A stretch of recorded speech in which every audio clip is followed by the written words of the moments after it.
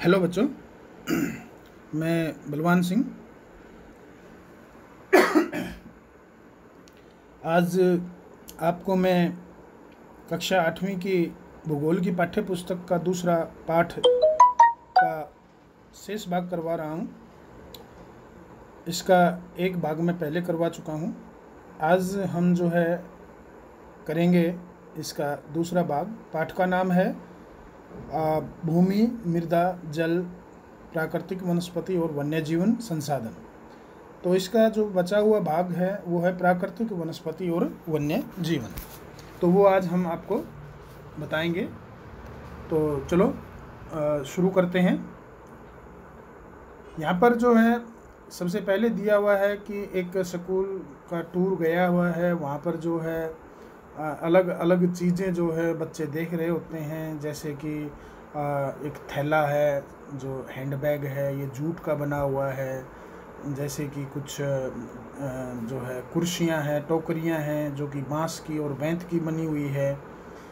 ये सब चीज़ें जो है ये प्राकृतिक वनस्पतियों का योगदान है। यानी बांस है, बेंत है, या अगर हम जूट की बात कहें तो ये वनस्पति के रूप हैं। इसी प्रकार से जैसे रेशम की बात बताई, यहाँ पर एक रेशम का स्कार्फ है, तो जो कि एक रेशम जो है रेशम के कीट के द्वारा प्राप्त किया जाता है। रेशम जो शहतूत के पेड़ पर पाला जाता है।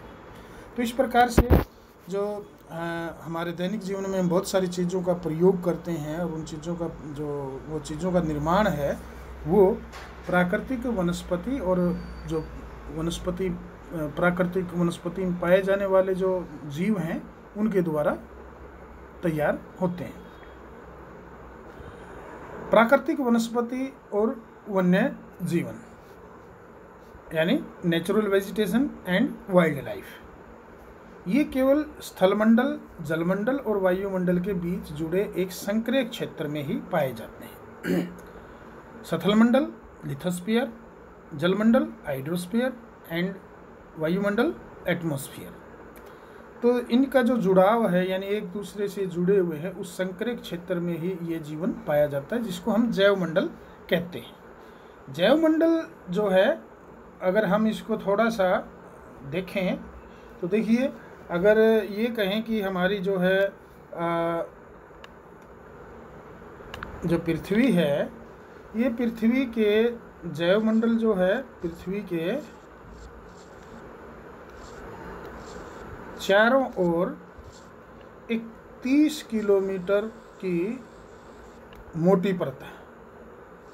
अगर हम इसको ये कहें कि इस प्रकार से अगर इसको समझाने की कोशिश करते हैं कि ये अगर हम कहें इस प्रकार से, तो ये देखिए वायुमंडल है। अब वायुमंडल में हमें क्या मिलता है? वायुमंडल में हमें गैसें मिलती हैं, जैसे हाइड्रोजन है, ऑक्सीजन है, कार्बन डाइऑक्साइड है, नाइट्रोजन है और बहुत सारी गैसें हैं। धूल कण है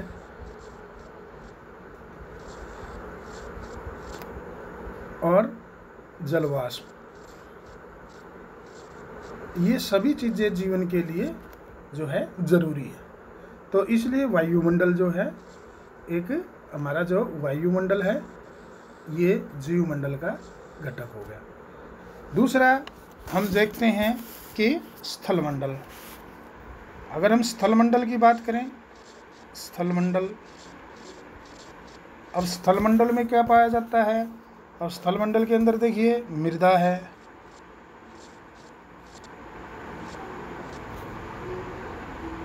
पृथ्वी की ऊपरी कठोर परत है,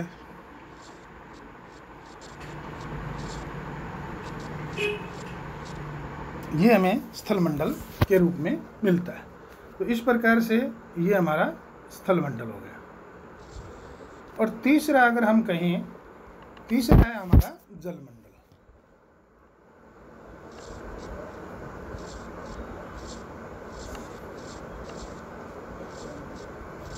तो जलमंडल से हमें जो है पृथ्वी पर पाया जाने वाला समस्त जल, इसको कहते हैं हम जलमंडल। क्या कहते हैं? जलमंडल।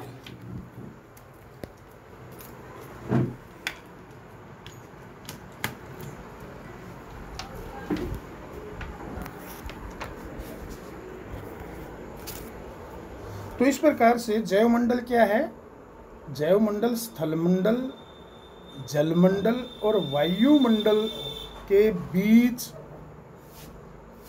का एक संक्रांत क्षेत्र है। जो है क्या है ये एक नैरो जोन है, जो कि किसके बीच में है? स्थलमंडल, वायुमंडल और जलमंडल के बीच में है।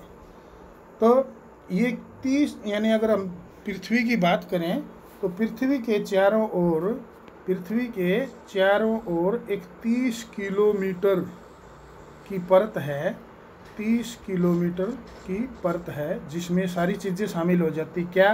जिसमें मृदा, पृथ्वी की ऊपरी कठोर परत होगी, जिसके अंदर जो है और जैसे गैसें, धूल कण, जलवाष्प और जल, ये सारा जो है ये पृथ्वी के चारों ओर एक 30 किलोमीटर चौड़ी जो परत है, जो उसमें ही जीवन संभव है। इसलिए कहा जाता है कि जो है जैवमंडल, क्या बताया? इसलिए जैवमंडल स्थलमंडल, जलमंडल और वायुमंडल के जो है बीच में एक संकरी परत है, उसको कहते हैं जैवमंडल।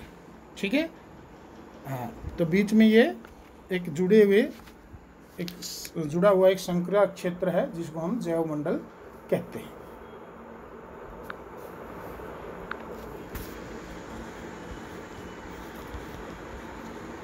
चलिए, सभी जीवित जातियां जीवित रहने के लिए एक दूसरे से परस्पर संबंधित और निर्भर रहती हैं। यानी सभी जीव जंतु जो है वो जीवित रहने के लिए एक दूसरे पर निर्भर होते हैं। जैसे कि शाकाहारी जीव जो है घास फूस खाते हैं, पेड़ पौधों को खाते हैं। पेड़ पौधों को जीने के लिए कार्बन डाइऑक्साइड की और जल की आवश्यकता होती है। और इसी प्रकार से जो जीव जंतु पेड़ पौधों को खाते हैं, उन जीव जंतुओं को खाने वाले दूसरे जीव हैं, मांसाहारी जीव हैं। इस प्रकार से सभी एक दूसरे के ऊपर निर्भर रहते हैं। इसलिए जो है ये कहा गया है कि सभी जीवित जातियां जीवित रहने के लिए एक दूसरे से परस्पर संबंधित होती है और निर्भर भी रहती है। एक प्रजाति को जीवित रहने के लिए दूसरी प्रजाति का जीवित रहना भी अति आवश्यक है। अगर देखिए जंगल में अगर पेड़ पौधे नहीं होंगे, मान लिया, तो क्या होगा? पेड़ पौधों को खाने वाले जीव जंतु भी मर जाएंगे, सारे वे भी नहीं होंगे। और अगर पेड़ पौधों को खाने वाले जीव जंतु नहीं रहेंगे, तो उन जीव जंतुओं को खाने वाले जो जंतु है वो भी नहीं रहेंगे। तो इस प्रकार से पूरी सृष्टि ही खाली हो जाएगी। नेचुरली है, जब पेड़ पौधे नहीं होंगे तो उनको खाने वाले नहीं होंगे। दूसरी बात, पेड़ पौधे नहीं होंगे तो ऑक्सीजन नहीं होगी। ऑक्सीजन का सांस लेने के लिए जब ऑक्सीजन नहीं होगा तो कोई भी प्राणी जीवित नहीं रहेगा। तो इसलिए सभी प्राणी एक दूसरे पर निर्भर भी है और एक दूसरे से संबंधित भी है। इसी को कहते हैं हम जो है परितंत्र, यानी इकोसिस्टम। इसी को हम क्या कहते हैं? परितंत्र, इकोसिस्टम। वनस्पति और वन्य जीवन बहुमूल्य संसाधन है। पौधे हमें, आपको पता है कि पेड़ पौधे हमें बहुत सारी चीज़ें देते हैं जो हम दैनिक जीवन में प्रयोग करते हैं। अगर वो चीज़ें हमारे जीवन में ना हो तो हमारा जीवन जो है शायद ही चल पाए। तो पेड़ पौधों से हमें इमारती लकड़ी मिलती है। पेड़ पौधे जो है दूसरे जीव जंतुओं को आश्रय भी देते हैं, दूसरे जीव जंतुओं को भोजन भी देते हैं और सांस लेने के लिए ऑक्सीजन देते हैं। और पेड़ पौधे जो है मृदा को भी जो है बनाए रखते हैं, जकड़े रखते हैं, उसकी सुरक्षा करते हैं। इसलिए फसलों को उगाने के लिए आवश्यक मृदा भी मिलती है। पेड़ पौधे जो है वो, जैसे अभी पीछे ही भी हमने कराया था कि मिट्टी की जो निम्नीकरण को बचाने के लिए क्या करना चाहिए, उसमें एक रक्षक मेखला था। यानी पेड़ पौधे रक्षक मेखला का काम भी करते हैं। पेड़ पौधे जो है वो भूमिगत जल का संग्रह करने में भी मदद करते हैं। इन्हीं चीज़ों में नहीं, पेड़ पौधों से हमें और बहुत सारी चीज़ें मिलती है, फल फूल, नट्स और जो है लेटेक्स। लेटेक्स जो है एक प्रकार का क्या है, दूध होता है जिसको जो है सुखाकर प्रोसेस में लाकर जो है चीज़ें बनाई जाती है, जैसे रबड़, प्राकृतिक रबड़ जैसे बनाया जाता है। और बहुत सारे पौधे हैं जिनसे दूध निकलता है और उसके बाद उनसे जो है बहुत सारी दूसरे चीज़ें बनाई जाती है। तो यानी लेटेक्स, और जैसे तारपीन का तेल है, तारपीन का तेल यानी टर्पंटाइन ऑयल बोलते हैं इसको इंग्लिश में। तो तारपीन का तेल जो है ये एक पेड़ के जो है स्त्राव से ही बनता है, जैसे कि चीड़ के पेड़ के जो है स्त्राव से ये प्राप्त किया जाता है। और आप जो है गोंद, गम और जो मेडिसिनल प्लांट्स हैं, जैसे आपके औषधीय पौधे हैं, उनसे औषधियाँ तैयार होती है। कागज़ भी मिलता है जिसका प्रयोग तुम जो है रोज़ाना लिखने के लिए करते हैं और तुम्हारे लिए बहुत ही अति आवश्यक भी है। ये किताबें भी कागज़ से ही बनते हैं। तो पौधों के असंख्य उपयोग हैं। अब सोच सकते हो तुम पौधे जो है हमारे लिए कितने उपयोगी हैं, बहुत ज़्यादा महत्वपूर्ण है। वन्य जीवन के अंतर्गत जंतु, पक्षी, कीट आदि आते हैं और जल में भी बहुत सारा जीवन होता है। इन सब से हमें जो है बहुत सारी चीज़ें मिलती है वन्य जीवन से और जल से। जैसे हमें दूध मिलता है, मांस मिलता है, खाल और ऊन प्राप्त होती है। तो कीट पतंगे हैं, कीटों में जैसे मधुमक्खी के बारे में तुम बहुत अच्छी तरह से जानते हो। मधुमक्खी से हमें शहद मिलता है और मधुमक्खी जो है फूलों पर जो है मंडराती है, फूलों से जो है रस प्राप्त करती है और इस रस प्राप्त करने के दौरान जो है वो परागण में भी मदद करती है। यानी जो है एक फूल से दूसरे फूल पर जाती है तो उससे जो है परागण में वो जो है मदद करती है पौधों के अंदर जो है प्रजनन में, और परितंत्र में अपघटक के रूप में एक महत्वपूर्ण भूमिका निभाती है। इसी प्रकार चिड़िया अपने भोजन के लिए कीटों पर निर्भर रहती है, अर्थात अपना पेट भरने के लिए कीड़े मकोड़े खाती है, वो भी एक अपघटक के रूप में कार्य करती है। गिद्ध जो है अब हमारे हरियाणा में तो देखने को ही नहीं मिलते हैं, जबकि पहले बहुत ज़्यादा होते थे। तो ये मृत जीवों को, यानी जो मरे हुए जीव हैं उनको खाकर जो है उनको बिल्कुल ख़त्म करके उनकी, ताकि वातावरण में जो है उनकी बदबू ना फैले, एक अपमार्जक का काम करते हैं। जो है ये स्क्वेंजर हैं और पर्यावरण के का एक महत्वपूर्ण शोधक समझा जाता है।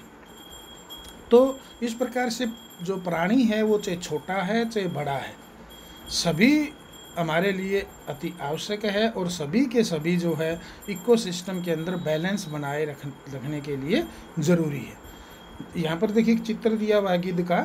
तो इसमें ये बताया है कि जो गिद्ध है, जिसको इंग्लिश में वल्चर कहते हैं, तो भारतीय उपमहाद्वीप में जिन पशुओं का उपचार जो है डिक्लोफेनिक, एस्प्रिन अथवा इब्रूप्रोफेन, ये जो है ये जो दवाइयाँ होती हैं, ये दवाइयाँ जो है पीड़क नाशक होती, पेन किलर, ये पेन किलर दवाइयाँ पशुओं को दी जाती थी, जिसके कारण जो है क्या हुआ कि इनके मरने पर ऐसा पशु जिसको ये दवाइयाँ दी गई हो और जब वो मर जाता है तो उनको जो है गिद्ध जो है खाते हैं, तो इन दवाइयों के कारण इन गिद्धों की किडनी खराब होगी और किडनी खराब होने से ये बहुत ज़्यादा संख्या में मारे गए। तो पशुओं पर इन औषधियों के उपयोग करने पर प्रतिबंध लगाने के प्रयास किए जा रहे हैं तथा आरक्षित स्थान पर गिद्ध के प्रजनन के प्रयास किए जा रहे हैं। हमारे हरियाणा के अंदर जो है पंचकुला के अंदर जो है गिद्ध प्रजनन केंद्र बनाया गया है हरियाणा में। ये गिद्ध का चित्र है, आप अच्छी तरह देख सकते हो। ये है गिद्ध, काफ़ी बड़ा जो है पक्षी होता था, बड़ी लंबी गर्दन इसकी होती थी। अब ये जो है कहाँ पर, पंचकुला के अंदर देखने को मिल सकता है। ये घास स्थल एवं वन दिखाए हुए हैं। चलिए आगे बढ़ते हैं। प्राकृतिक वनस्पति का वितरण। वनस्पति की वृद्धि मुख्य रूप से तापमान और आर्द्रता पर निर्भर करती है। यानी वहाँ पर कि तापमान कैसा है, बहुत ज़्यादा तापमान है या बहुत कम है या मध्यम तापमान है, और वहाँ पर जो है आर्द्रता कितनी है, अर्थात बारिश कितनी होती है, वर्षा कितनी होती है, कम होती है या आवश्यकता से अधिक या जो है मध्यम होती है। तो इन बातों पर निर्भर करती है वनस्पति। तो विश्व की वनस्पति के मुख्य प्रकारों को 4 वर्गों में बांटा गया है, जैसे वन, नंबर 2 घास स्थल, नंबर 3 गुल्म और नंबर 4 टुंड्रा। तो इन 4 जो है उसमें बांटा गया है, किसमें? फॉरेस्ट्स, ग्रासलैंड्स, स्क्रब्स, और ये स्क्रब्स हो गया, और टुंड्रा। भारी वर्षा वाले क्षेत्रों में विशाल वृक्ष उग सकते हैं। इस प्रकार वन प्रचुर जल आपूर्ति वाले क्षेत्र में ही पाए जाते हैं। जहाँ पर बहुत ज़्यादा बारिश होती है वहाँ पर बड़े बड़े वृक्ष होते हैं। तो ऐसे क्षेत्र जहाँ पर भारी बारिश होती है वहीं पर वन पाए जाते हैं। जैसे जैसे आर्द्रता कम होती है, जैसे जैसे आर्द्रता कम होती है, वृक्षों का आकार और उनकी सघनता भी कम होती जाती है। बहुत ज़्यादा बारिश होती है, जहाँ पर बहुत ज़्यादा आर्द्रता होगी तो वहाँ पर जो है वृक्ष बड़े होंगे और सघन होंगे। जैसे जैसे आर्द्रता में कमी आएगी तो वृक्षों का आकार भी कम होता जाता है और उनकी सघनता भी। सामान्य वर्षा वाले क्षेत्रों में छोटे आकार वाले वृक्ष और घास उगती है, जिससे विश्व के घास स्थलों का निर्माण होता है। कम वर्षा वाले शुष्क प्रदेशों में कंटीली झाड़ियाँ और गुल्म उगते हैं, यानी वो भी झाड़ियाँ होती हैं, छोटे छोटे बिल्कुल जो है झाड़ीदार पौधे। इस प्रकार के क्षेत्रों में पौधों की जड़ें गहरी होती है। वाष्पोत्सर्जन से होने वाली आर्द्रता की हानि को घटाने के लिए इन पेड़ों की पत्तियां कांटेदार और मोमी सतह वाली होती है। इनकी पत्तियां जो है वो नुकीली हो जाती है, कांटेदार टाइप में हो जाती है, ताकि जो है जल वाष्पीकरण कम से कम हो, क्योंकि वहाँ पर पानी की बहुत कमी होती है, शुष्क प्रदेश होते हैं। शीत ध्रुवीय प्रदेशों की टुंड्रा वनस्पति में मॉस और लाइकेन सम्मिलित होती है। मॉस और लाइकेन, यानी जिसको हम मॉसेस एंड लिंकन्स कहते हैं, ये काई है, जैसे काई जो होती है इसको कहते हैं। वनों को उनकी पत्तियां गिराने के आधार पर हम सदा हरित वन और पर्णपाती वन के रूप में भी वर्गीकृत कर सकते हैं। यानी forest are broadly classified as evergreen and deciduous. ये जो है इनकी पत्तियों पर निर्भर होता है कि वो पत्तियों को गिराने पर। सदा हरित वन उन्हें कहते हैं जिन वनों के वृक्ष वर्ष के किसी भी ऋतु में अपनी पत्तियां एक साथ नहीं गिराते हैं। पर्णपाती वन ऐसे वन है जिनके वृक्ष वाष्पोत्सर्जन होने से जो पानी की हानि होती है उसको रोकने के लिए किसी विशेष ऋतु में अपनी पत्तियां गिरा देते हैं। ये वन विभिन्न अक्षांशों में इनकी स्थिति के आधार पर उष्णकटिबंधीय अथवा शीतोष्णकटिबंधीय में वर्गीकृत किए गए हैं। उष्णकटिबंधीय जो है, जैसे आपके उष्णकटिबंधीय जो आपका भूमध्य रेखा से कर्क रेखा, यानी कर्क रेखा और मकर रेखा के बीच का जो क्षेत्र है इसको हम कहते हैं उष्णकटिबंध। और शीतोष्णकटिबंध जो है कर्क रेखा और उत्तरी ध्रुव वृत्त और मकर रेखा और उत्तरी ध्रुव के वृत्त के बीच के जो स्थान हैं, जो क्षेत्र हैं, उसको हम शीतोष्णकटिबंध कहते हैं। आपने ये पीछे जो है कक्षा में 7वीं कक्षा के अंदर ये पढ़ा भी था। आप पिछली कक्षा में विभिन्न प्रकारों के वन, उनके वितरण और उनके संबंधित प्राणी जीवन के बारे में विस्तार से पढ़ भी चुके हो। 7वीं के अंदर आपने इसके बारे में अच्छी तरह से पढ़ा था। पिछली 2 शताब्दियों में विश्व में जितने लोग थे उस समय उससे कहीं अधिक लोग हैं, यानी जनसंख्या लगातार बढ़ रही है। बढ़ती जनसंख्या के पोषण के लिए फसलों को उगाने के लिए वनों के विशाल क्षेत्रों से वृक्ष काट लिए गए हैं। विश्व भर में वनों का आवरण तेजी से समाप्त हो रहा है। इस बहुमूल्य संसाधन के संरक्षण की तुरंत आवश्यकता है। अर्थात जनसंख्या के बढ़ने के कारण जनसंख्या की मांग बढ़ रही है और जनसंख्या की मांग के अनुसार जो है फसलों को बढ़ाना जरूरी है उनके पोषण के लिए। और इसलिए जो है कृषि क्षेत्र बढ़ाने के लिए वनों को काटा जाता है और वन जो है लगातार बड़ी तेज़ी से ख़त्म हो रहे हैं, जिनको बचाना बहुत ज़रूरी है। प्राकृतिक वनस्पति और वन्य जीवन का संरक्षण। वन हमारी संपदा है, जैसे जंतुओं को आश्रय प्रदान करते हैं और साथ ही परितंत्र को भी अनुरक्षित रखते हैं, यानी जो है जंतुओं को आश्रय तो देते ही देते हैं और जो इकोसिस्टम है हमारा उसको भी मेंटेन करते हैं। जलवायु में परिवर्तन और मानव हस्तक्षेप के कारण पौधों और जंतुओं के प्राकृतिक आवास जो है वो नष्ट हो सकते हैं। बहुत सी जातियां असुरक्षित अथवा संकट में आई हुई हैं और कुछ लुप्त होने के कगार पर, कुछ तो बिल्कुल जैसे लुप्त हो ही चुकी हैं। वन उन्मूलन यानी वनों का कटाव, मृदा अपरदन, निर्माण कार्य, दवानल और भूस्खलन, ये जो सारी चीज़ें हैं।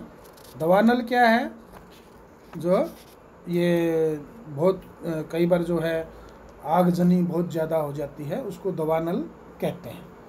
जो जंगलों के अंदर आग लग जाती है उसको दवानल कहते हैं। और भूस्खलन जो है, इसमें कुछ मानव निर्मित और प्राकृतिक कारक हैं जो मिलकर इन महत्वपूर्ण प्राकृतिक संसाधनों के लुप्त होने की प्रक्रिया को बढ़ावा देते हैं। आज की मुख्य चिंताओं में से एक अनाधिकार शिकार करने की संख्या का बढ़ना है। यानी आज एक और चिंता का विषय है, वो ये है कि गैर कानूनी ढंग से जो है शिकार हो रहा है, जिससे कुछ खास प्रजातियों की संख्या में तेजी से कमी आई है। पशु खाल, चमड़ा, नाखून, दांत और पंखों के साथ साथ सींगों के एकत्रीकरण और गैर कानूनी व्यापार के लिए जंतुओं का अनाधिकार शिकार किया गया है। इनमें से कुछ जंतु चीता, शेर, हाथी, ब्लैक बक, मगरमच्छ, दरियाई घोड़ा, हिम तेंदुआ, शुतुरमुर्ग और मोर है। इनका संरक्षण जागरूकता बढ़ाकर किया जा सकता है। भारत में पहले चीता बहुत होता था, लेकिन आज भारत के अंदर एक भी चीता नहीं पाया जाता। यहाँ पर देखिए एक हिरण दिया हुआ है, ये ब्लैक बक है, काला जो मिर्ग है कहते हैं इसको, और ये लगभग प्राय आज अब इस समय में लुप्त हो चुका है। बहुत थोड़ी संख्या में बचे हुए हैं, तो इनको जो है बचाने के लिए इनका संरक्षण बहुत ही ज़रूरी है। यहाँ पर देखिए ये अखबार की कतरनें दी हुई हैं, इसके अंदर जो है जंगल में जो आग लगी हुई है ये जो है दिखाई हुई है जगह जगह, जैसे forest fires kill 41 in Greece. यहाँ पर ये देखिए दिखाया हुआ है 5 लाख फली जो है कैलिफोर्निया फायर। तो इस प्रकार से ये दवानल का जो है उदाहरण दिया हुआ है। राष्ट्रीय उद्यान एवं जीव अभयारण्य जैव मंडल नीचे हमारी प्राकृतिक वनस्पति और वन्य जीवन को सुरक्षित रखने के लिए बनाए जाते हैं। जो राष्ट्रीय उद्यान हैं, जिनको हम नेशनल पार्क्स कहते हैं, और वन्य जीवन अभयारण्य यानी वाइल्ड लाइफ सेंचुरीज, और जो है जैव मंडल नीचे ये रिजर्व्स होते हैं। यानी जैव मंडल नीचे का मतलब है बायोस्फीयर रिजर्व्स। ये जो है वन्य जीवन को सुरक्षित रखने के लिए बनाए जाते हैं। संकरी घाटियों, झीलों और आर्द्र भूमि का संरक्षण मूल्यवान संसाधन नष्ट होने से बचाने के लिए आवश्यक है। यानी हमें इसको भी बचाना जरूरी है। संकरी घाटियों, झीलों और आर्द्र भूमि का संरक्षण जो है मूल्यवान संसाधन नष्ट होने से बचाने के लिए आवश्यक है।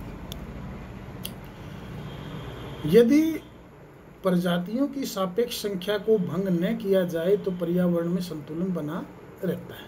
विश्व के अनेक भागों में मनुष्य ने अपने क्रियाकलापों से अनेक प्रजातियों के प्राकृतिक आवासों में उथल पुथल कर दी। प्राकृतिक आवास यानी वो जो कुदरतन जिन स्थानों पर रहते हैं जो प्रजातियां, उसको कहते हैं प्राकृतिक आवास।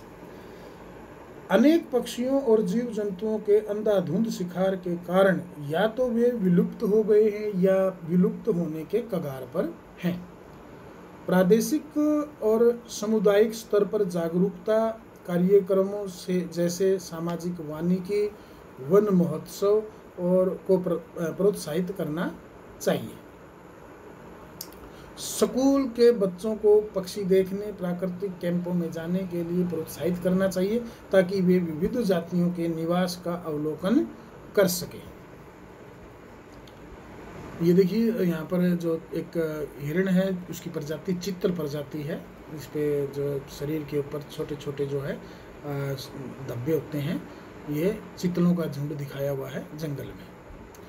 बहुत से देशों में ने कानून बना दिया है कि पक्षियों और पशुओं को मारना और उनका व्यापार करना गैर कानूनी है। भारत में शेरों, चीतों, हिरणों, भारतीय सारंग और मोर के मारने पर प्रतिबंध लगाया गया है।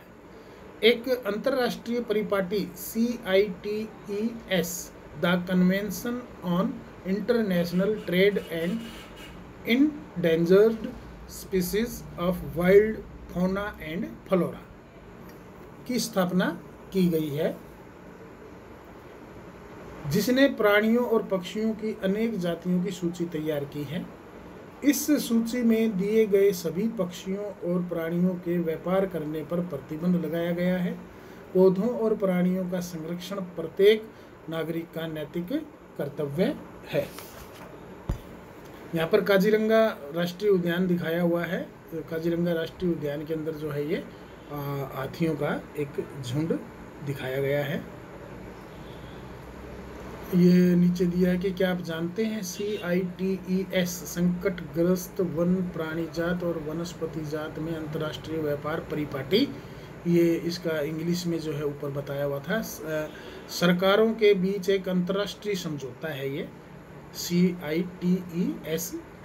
इसका उद्देश्य यह सुनिश्चित करना है कि वन्य प्राणी एवं पौधों के नमूनों के अंतर्राष्ट्रीय व्यापार से उनके जीवन को कोई खतरा नहीं है। मोटे तौर पर पशुओं की 5000 जातियां और पौधों की 28000 जातियां जो है रक्षित की गई है। भालू, डॉल्फिन, कैक्टस, प्रवाल, आर्किड और एलो कुछ उदाहरण इसके हैं। तो ये जो है CITES यानी convention on international trade in endangered species, ये इसका बनता है पूरा, of wild fauna and flora. तो ये पूरे पाठ को आप समझ लें और समझने के बाद इसके जो है अभ्यास के प्रश्न जो है आप करेंगे। मैंने पिछला भाग जो करवाया था उससे संबंधित सभी प्रश्न मैंने जो है आपके जो है ग्रुप पर डाले हुए हैं और मैं उम्मीद करता हूं कि आपने वे सब लिख लिए होंगे और याद भी कर लिए होंगे। अब जो है आज जो पाठ आपको भाग जो कराया पाठ का, इससे संबंधित प्रश्न भी मैं आपको जो है आपके ग्रुप पर डाल दूंगा, वो भी आपने लिखने हैं और याद करने हैं और इसके अभ्यास के प्रश्न भी आपने सबने जो है लिखकर याद करने हैं। तो थैंक यू।